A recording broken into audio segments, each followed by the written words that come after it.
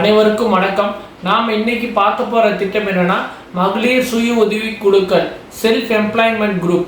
இப்போ பார்த்தீங்கன்னா ஒவ்வொரு கிராமத்திலையும் ஒவ்வொரு பஞ்சாயத்திலையும் இப்போ மத்திய அரசாங்கம் மகளிர் சுய உதவி குழுக்களை உருவாக்கி அவங்களுக்கு சுயமாக தொழில் பண்ணுவதற்கு வேலை வாய்ப்பு உருவாக்கிட்டு இருக்காங்க. இதில் பார்த்தீங்கன்னா 18 வயசுலேருந்து 60 வயசு உள்ள பெண்கள் இந்த திட்டத்தில் இணையலாம். இந்த திட்டத்தில் எப்படி இணையதுன்னா ஒவ்வொரு பஞ்சாயத்திலையும் மகளிர் குழு அலுவலர்கள் இருக்கிறாங்க.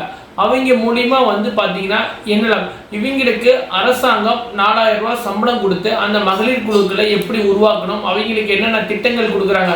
இப்போ மிகப்பெரிய வரப்பிரசாதம் மகளிர் மூலியமா குழுக்கள் மூலியமா இந்த விவசாய நிலத்துல ட்ரோன் மூலியமா மருந்து தெளிக்கிறதுக்கு பயிற்சி, ஆப்ரேட் பண்றதுக்கு பயிற்சி கொடுக்குறாங்க.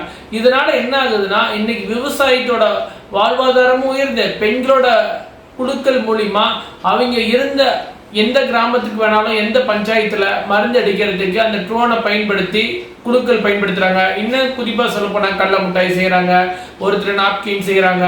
அப்புறம் பார்த்தீங்கன்னா சுயமாக பொருட்கள் அவங்க ஏரியாவில் கைவினை பொருட்கள் பண்ணுறாங்க, கருப்பட்டி செய்கிறாங்க.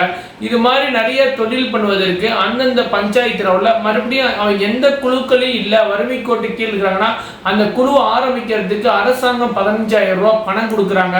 6 மாதத்துக்கு அப்புறம் அருகில் இருக்கிற கூட்டுறவு சொசைட்டிலையோ அவங்க நேஷனலைஸ்டு பேங்க்லையோ எங்கே வேணாலும் சரி அவங்க என்ன தொழில் பண்ணுறாங்களோ திட்ட அறிக்கையை தயார் பண்ணி கொடுத்தாங்கன்னா அரசாங்கம் அவங்களுக்கு முதல்ல 3 லட்சம், அப்புறம் 5 லட்சம், 10 லட்சம், 15 லட்சம், 20 லட்சம் வரைக்கும். இப்போ நம்ம மத்திய அரசாங்கம் கடந்த ஆண்டெல்லாம் 10 லட்சமாக தான் இருந்தது.